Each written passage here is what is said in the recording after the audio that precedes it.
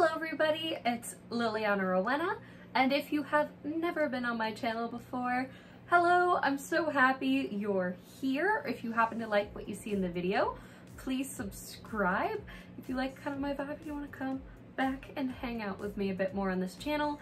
Right now, my main thing has been going back and reading old blog posts of Lolita fashion blogs, but I also post mermaiding videos, convention vlogs, and a wide variety of things that are kind of just in that J-fashion, mermaiding, and occasionally cosplay sphere. So thank you guys so much for being here. And today we are going to be reading another post from Lace a la Mode that we did last week. This one, I kind of just got into the feeling of January, new year, new start, upgrading your home. I personally am a renter, and this one is about romanticizing your rental, or basically how to kind of upgrade your home to be more appropriate for a lifestyle Lolita, even if you're in a rental, without damaging your rental. Romanticizing your rental, Part 1, May 25th, 2014. It seems we can afford a castle in France, but not a desirable house in the Bay Area, so our plans for that have been put aside for a while. After all the daydreaming about how I would fix up our prospective house, I'm left with the restrictions of a rental in both size and permissions. But I've grown too worked up over what I think my ideal living space should be to completely give up on it. For that reason, I've recently spent a lot of energy imagining how I can change the appearance of our apartment without any permanent additions. I want to focus on making the rental more than the standard structure it comes in, while adding charm in every way possible. And of course, I had to share these ideas with my dear readers. Upgrading your fixtures. Today's post is how to upgrade the fixtures in your rental without the extensive use of a toolkit. While you may not have much say in what your domicile was built with, there are still a few things we can do to have it match your ideal look. Better lighting. This is such an understated and accessible item that has a large effect on how we view our surroundings. It's a great way to evoke different moods just by changing a bulb. Warm whites are great for comfort areas such as the bedroom or the den, while bright or cool white bulbs are perfect for workspaces and bathrooms where precision and color correctness are important. Forget about the standard ceiling lights and add a towering floor lamp in a living room or a cozy reading light by your bed. Place a petite candelabra aside the tub for a dreamy bath, or tack LED strips under a shelf to highlight your favorite collection. The options are endless, and good lighting is anything but boring. Customizing your own lampshade is also great for DIY projects that can be as simple as a hot glue gun and trimmings. I really like this idea. I actually am thinking of changing the lights in my apartment for multiple reasons.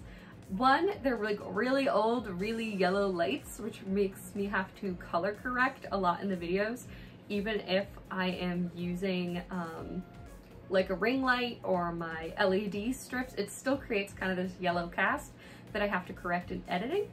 And I would love to not have to do that step and just have it come out true color to start with. And also I want to get smart light bulbs because I have ADHD and I would love to set them to a timer so that it can help me better keep track of time. Plus it'd just be really cool to have like the little app controlled lights, which I don't think they had at this time period that this was written. That wasn't even that long ago. No, we had like smart light bulbs in 2014. I'm 23. I can't be doubting what time technology came out already. Back to the post.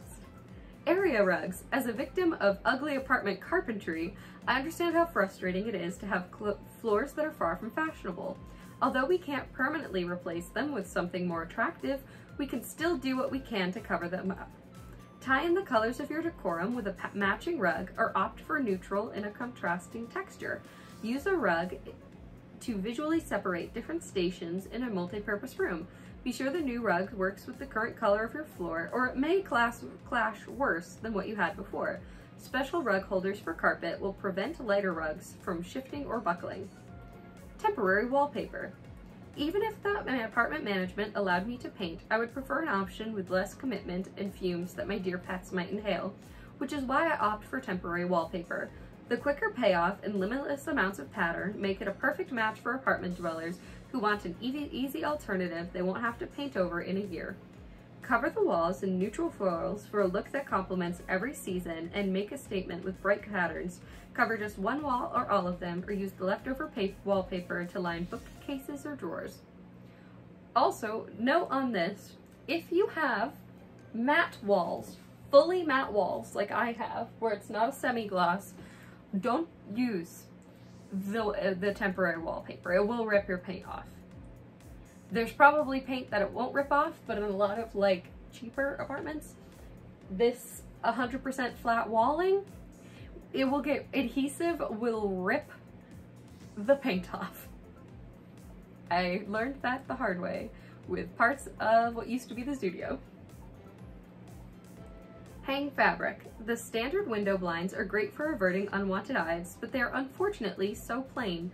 Dressing up your windows adds a soft touch that contrasts nicely with the solidity of furniture, and what Lolita can resist dressing up her room in frills. Go a step further and replace closet doors with curtains to showcase your enviable wardrobe, being sure to save any screws and store the doors safely for when you leave. I love the idea of hanging fabric to hide unseemly storage or even draped on the walls or over the bed. That sounds like a really cute idea. I would have never thought of doing that. However, I have no idea where I would put the door. Yeah, there's no place for me to just put a whole door. And I kind of like being able to close my closet, so I'm like, yeah, I'll get to that later. Faux built-ins. A lot of rentals come with bland, standard trimmings. Adding furniture that appears to be part of the interior architecture is easier than it sounds, and even if your apartment won't allow installations and you aren't handy, there are a few options.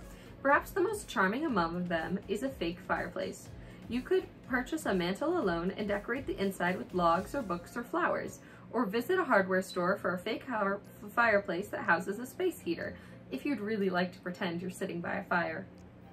Another great way to fake a built-in is by the employment of bookcases. Use them to frame a doorway or a hallway, or line them up to fill an entire wall.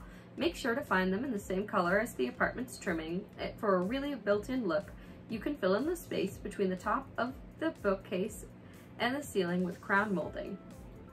I'm not quite yet done with my spring cleaning this month, but once I intend to employ all of these ideas into our current apartment to really transform it.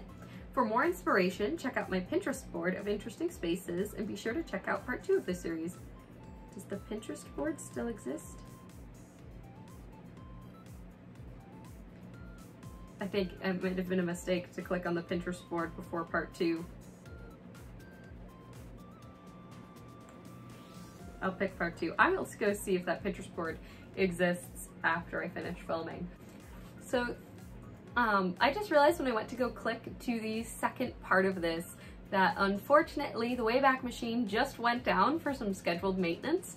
I hope that it goes well for them. I really enjoy using them. So I will come back with a part 2 probably in just a couple days. So I will give my thoughts on that first part. I think that first part of those recommendations to do their rental are really cool. They're a lot more effort than I think most people would think to try to upgrade their rental, but especially if you are moving in somewhere and you don't have a lot of hand-me-down furniture, you can definitely kind of go along and try to do some of those things. Some of them seem pretty difficult, like getting a bookcase that matches all of your trimmings, that's the perfect size. That would take a lot of thought and effort, but I think the payoff would be very nice. I think it would look gorgeous, all of the things that she had mentioned. They're probably not things I would do in my personal apartment because I have a pretty strict lease, and also most of my furniture I actually didn't buy. Did I buy any of my furniture? I think the only furniture that I bought for my apartment was the futon, the queen size futon that my fiance and I sleep on, because buying a full queen size bed in this 900 square foot apartment did not make sense, and also wasn't really in our student loan paying back early 20s budget to get this big queen size bed. So we sleep on a Japanese style futon. It's actually really comfy. You do have to pick it up and like fluff it like a pillow for a while, else it will lose the fluff and you'll start to feel the floor a bit more than you want to, but it's comfier than you would expect. But yeah, those are all really cute ideas. I was so sad when Leigh Salamode's blog went from going live to me having to go to the Wayback Machine. I'm happy someone saved it onto the Wayback Machine, and I hope that the author of that blog is doing really well, because I really enjoyed it. I actually got into it like right before it went down, which was so sad. I feel like I kind of missed the era of the bloggers by a couple years from when I first started once I started seriously getting into Lolita. However, thank you guys so much for watching. I hope you have a wonderful day, and I will be back with part 2 in a few days. So please remember to like, comment, and subscribe. Liliana Rowena out.